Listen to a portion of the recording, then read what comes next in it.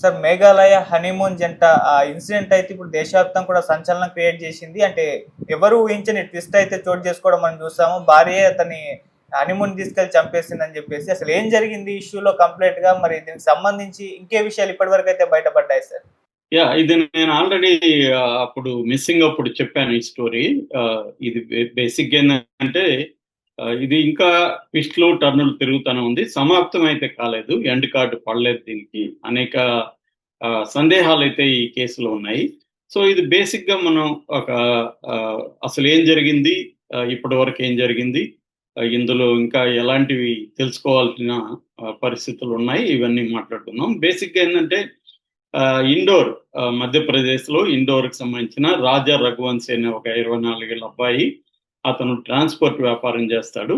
అట్లాగే సోనం రఘువంశీ అనే ఒక 21 ఏళ్ళ అమ్మాయి, ఆ అమ్మాయి కూడా జాబ్ చేస్తుంది. ఈ అమ్మాయికి ఆ అబ్బాయికి పెళ్లి అయింది. పెద్దలు కుదిర్చిన పెళ్లి. ఇద్దరిని కూడా అడిగారు, ఇద్దరు కూడా మాకు ఓకే అని చెప్తేనే పెళ్లి చేశారు. సో పెళ్లి 10వ తేదీ పెళ్లి అయింది, మే మే 10వ తేదీ. సో వాళ్ళు ఆ తర్వాత ఒక 4 రోజులు అత్తగారింట్లో ఈ అమ్మాయి ఉన్నింది. దాని తర్వాత అమ్మాయి ఆ, ఆ, మనం హనీమూన్కి వెళ్దామని పట్టుబట్టింది. సో ఆ అబ్బాయి కూడా ఒప్పుకున్నాడు. సో ఇద్దరు కలిసి వాళ్ళు హనీమూన్ ఎక్కడికి వెళ్దాం అనుకున్నారంటే, మేఘాలయలో ఉండే చిరపుంజి అంటాం కదా, దాన్ని సోహరా అంటారు. ఆ సోహరా దగ్గరికి వెళ్దాము, అక్కడైతే సీనరీస్ బాగుంటాయి. ముఖ్యంగా అక్కడ ఎక్కువగా ఫాల్స్ ఉంటాయి అన్నమాట, జలపాతాలు ఎక్కువగా ఉంటాయి. వెయిస్ డాంగ్ అని ఒక పెద్ద పాపులర్ ఫాల్స్ ఉంటుంది. అట్లాగే ట్రీ రూట్ ఉంటది కదా, చెట్టు వేర్లతో కలిపిన బ్రిడ్జెస్ వెరీ పాపులర్ అయ్యారు. అక్కడికి వెళ్దామని అమ్మాయి ప్రపోజ్ చేస్తే అతను కూడా ఒప్పుకున్నాడు. ఇద్దరు కలిసి 20వ తేదీ 20వ తేదీ బయలుదేరారు. 21 అక్కడికి వెళ్ళారు. వెళ్ళి ఆ, షిల్లాంగ్ నుంచి 60 కిలోమీటర్ల దూరంలో ఈ సోహరా ఉంటది. సో మామూలుగా అక్కడ పెద్ద వెహికల్స్ మాట్లాడుకునే పరిస్థితి లేదు, నేరాగా రోడ్స్ ఉంటాయి కాబట్టి అక్కడ యాక్టివా మాట్లాడుకుని ఇద్దరు ఒక రెంట్కి తీసుకొని యాక్టివాలో బయలుదేరారు.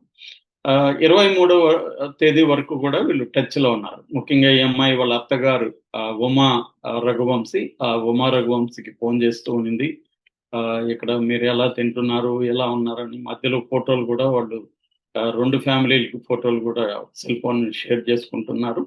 ఇలాంటి కండిషన్లో 23 తర్వాత లాస్ట్ లో అమ్మాయి మాట్లాడింది, మేము ఇట్లా కొండ మీదకి వెళ్తున్నాము, అది చాలా ఎక్కువ హైట్ ఉంటది, ఇవన్నీ చెప్పింది. దాని తర్వాత వాళ్ళు మిస్ అయిపోయారు, అంటే ఫోను కలవలేదు. ఫస్ట్ లో ఫ్యామిలీ మెంబర్స్ ఏమనుకున్నారంటే, ఇది అడవి కదా, ఇక్కడ లోయలు కొండలు వీటిలో వీళ్ళుంటారు కాబట్టి సిగ్నల్స్ లేవనేది అనుకున్నారు. బట్ వీళ్ళు స్టే చేసిన అక్కడ ఒక హోమ్ స్టే అంటారు, హోమ్ స్టేకి కూడా వీళ్ళు ఫోన్ చేశారు. ఫోన్ చేస్తే వాళ్ళు రాలేదు అని చెప్పారు. నిన్న ఉన్నారు, నిన్న వెళ్ళారు, మళ్ళీ రాలేదు అని చెప్పారు. దాంతో వీళ్ళకి డౌట్ వచ్చింది. వీళ్ళు ఇద్దరు బ్రదర్స్ కూడా, Sonam brother and Raja brother, ఇద్దరు కూడా ఫ్లైట్ లో అక్కడికి బయలుదేరి వెళ్ళారు. వెళ్ళి అక్కడ పోలీసులకి ఇన్ఫార్మ్ చేశారు.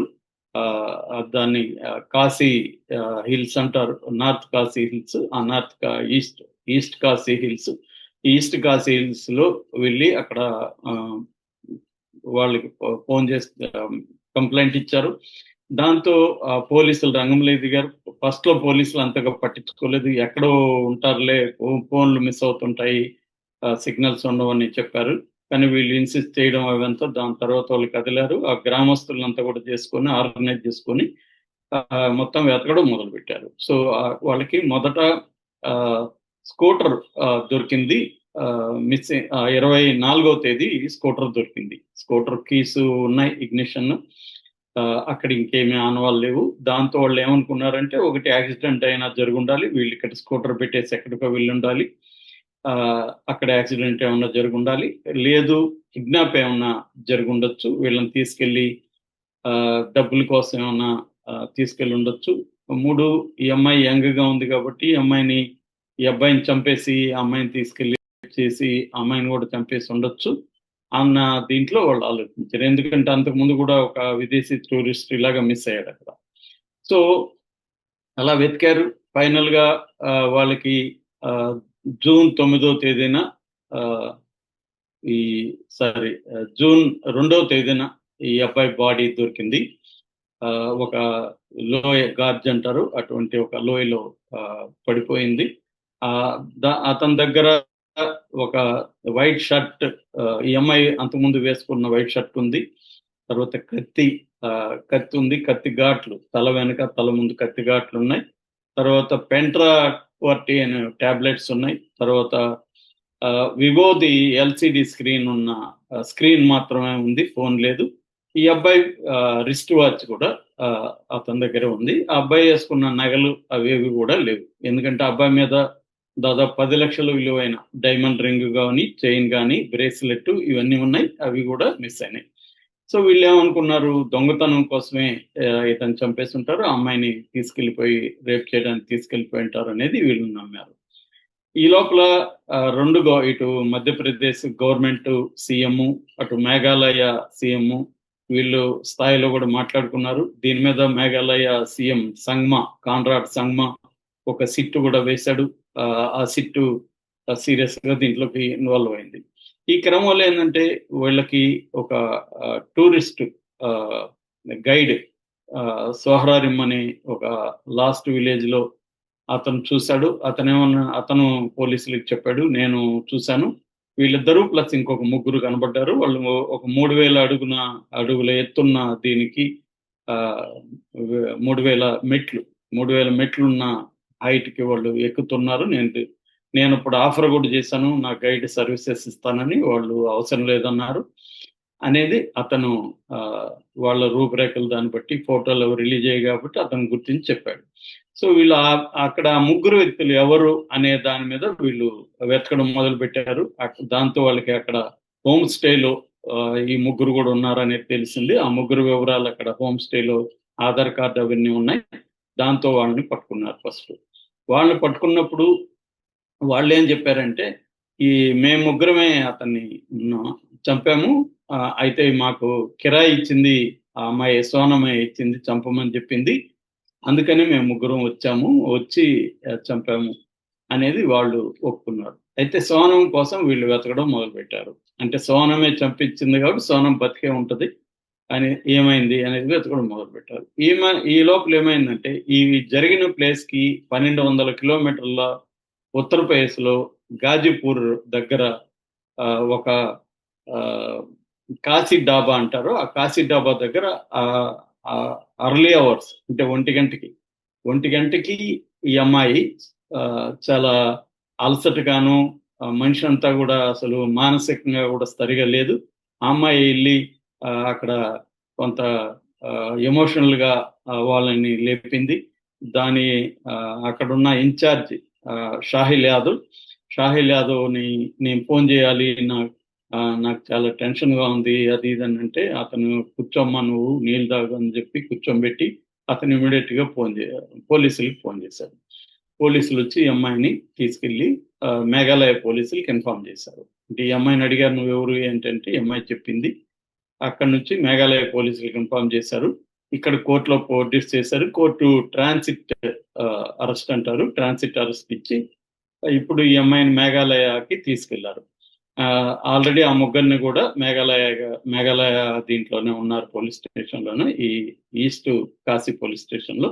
సో వీళ్ళని ఇప్పుడు క్రైమ్ సీన్ కి తీసుకెళ్లి చేస్తున్నారు. అట్లాగే ఈ అబ్బాయికి సంబంధించి ఒక ఆటాప్సీ కూడా చేశారు. ఆటాప్సీలో ప్రధానంగా ఇందాక చెప్పినట్టుగా ముందు వెనక తల మీద కత్తిపోట్లు వల్లనే చనిపోయాడు అనేది తెలిసింది. ఖచ్చితంగా ఇది మర్డర్ అనేసి.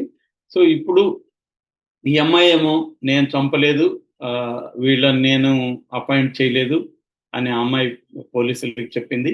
ఇటుపక్క ఈ అబ్బాయి వాళ్ళ తల్లి ఉమా రఘువంశీ, ఆమె మీడియాతో ఎక్కువగా మాట్లాడుతుంది. ఆమె కొన్ని విషయాలు చెప్తుంది. ఆమె ఏం చెప్పిందంటే, అసలు ఈ పెళ్లి మాత్రం మేము అందరూ కలిసే చేశాము, ఆ అమ్మాయికి కూడా ఇష్టమై పెళ్లికి ముందు ఈ అమ్మాయి అబ్బాయి తిరగాలని మేము అనుకున్నాము, కానీ ఆ అమ్మాయి తిరగడం అని ఇష్టం లేదన్నట్టుగా మాట్లాడింది. తర్వాత ఫోన్లు కూడా సరిగా రెస్పాండ్ అయ్యేది కాదు. మా వాడు చేస్తే అడిగితే నేను చాలా బిజీగా ఉన్నాను వర్క్లో అని చెప్పింది.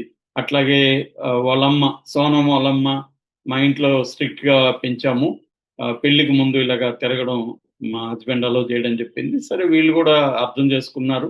అయితే ఆ అమ్మాయి చాలా మంచిగా ఉన్నింది, అత్తగారితో కూడా చాలా కలిసిపోయింది, చాలా సరదాగా మంచిగా ఉన్నింది అనేది. సో ఆ అమ్మాయే చంపిందా లేదా అనేది నేను ఖచ్చితంగా చెప్పలేను. అమ్మాయికి చంపాల్సిన అవసరం ఏంది అన్నది వాళ్ళ అమ్మకున్న డౌట్. ఎవరికి? రాజా వాళ్ళ అమ్మ. అయితే కొన్ని విషయాలు ఆయన ఏం చెప్పిందంటే ఈ నగలు ఇవన్నీ ఆ అమ్మాయే వేసుకురమ్మనింది అనేది ఒక విషయం చెప్పింది. సో ఈ అబ్బాయికి నగలు వేసుకుపోవడం ఇష్టం లేదు, ఆ అమ్మాయి కోసం వేసుకుపోయాడని. ఇక రెండోది ఈ ఆ, ఉమ్, అసలు ఈ హనీమూనే ఈ అబ్బాయికి ఇష్టం లేదు. ఎందుకంటే పెళ్ళయి 4 రోజులకి 10 రోజులు కూడా కాలేదు, అప్పుడే హనీమూన్ ఎందుకు అనేది ఆ అబ్బాయి అనుకుంటున్నాడు. ఈ అమ్మాయి పట్టుపట్టింది. రెండోది ఆ ప్లేస్ కూడా డిసైడ్ చేసింది ఈ అమ్మాయి. టికెట్లు కూడా ఈ అమ్మాయి బుక్ చేసింది, రిటర్న్ టికెట్ కూడా బుక్ చేయలేదు. సో ఇదొక అనుమానం ఉంది. ఆ అమ్మాయికి ఏమన్నా ముందే ప్లాన్ ఉందా ఇట్లాంటిది. నెక్స్ట్ పోలీసులు చెప్పిన వెర్షన్ ఏంటంటే ఈ అమ్మాయికి ఒక అబ్బాయితో అఫేర్ ఉంది, రాజా కుష్వాహ్ అనే ఒక అబ్బాయి. ఆ అబ్బాయి ఈ అమ్మాయి వాళ్ళ బ్రదర్ గౌరవ్ రఘువంశీ. అతనికి ఒక కంపెనీ ఉంది, దాంట్లో అకౌంటెంట్ కి పనిచేస్తున్నాడు. అలా వీళ్ళిద్దరి మధ్య అఫైర్ ఏర్పడింది. అతని కోసమే ఇతన్ని చంపింది అనేది పోలీసులు చెప్తున్నారు. కానీ ఈ అమ్మాయి వాళ్ళ నాన్న దేవి సింగ్ అని పేరు, ఆయన ఏమంటున్నాడంటే అసలు మా అమ్మాయికి మీరు చెప్తున్న అబ్బాయికి అఫేర్ లేదు, మా అమ్మాయిని మేము పదే పదే కూడా అడిగాము, ఈ అబ్బాయి అంటే ఇష్టం అయితేనే పెళ్లి చేస్తామంటే ఇష్టమైన పెళ్లి చేసుకుంది, హ్యాపీగా ఉన్నింది. రెండోది ఆ అమ్మాయికి చంపాల్సిన అవసరం లేదు, ఒకవేళ ఏదైనా ఉంటే మాతో చెప్తుంది, ఆ అమ్మాయి ధైర్యంగా ఉండేది. సో నాకు పెళ్లి ఇష్టం లేదని చెప్పుండొచ్చు కదా, చెప్పలేదు. సో మేము కూడా ఏమీ ప్రెజర్ చేయలేదు అమ్మాయిని, కాబట్టి ఆ అమ్మాయి చంపాల్సిన అవసరం లేదనేది చెప్తున్నారు. సో మరో వెర్షన్ ఏంటంటే అసలు ఈ అమ్మాయి చంపించలేదు, అయితే ఈ అమ్మాయికి లవర్ అయితే ఉన్నాడు కాబట్టి వాడేమన్నా చంపించాడా, తనని వదిలేసి వేరేవాడిని పెళ్లి చేసుకుంది కాబట్టి వాడు కిరాయి పెట్టి చంపించి ఈ అమ్మాయి మీద తోసేద్దామని వాడు ప్లాన్ చేశాడా అన్న యాంగిల్లో కూడా ఇప్పుడు పోలీసులు విచారిస్తున్నారు. దీనికి సంబంధించి ఇప్పుడు ఈ అమ్మాయి రోల్ ఉందని చెప్పడానికి ఫోన్లో ఆధారాలు, టెక్నికల్ ఆధారాలు కలెక్ట్ చేస్తున్నారు. అట్లాగే మన ఫోరెన్సిక్ ఎవిడెన్స్ కూడా చూస్తున్నారు.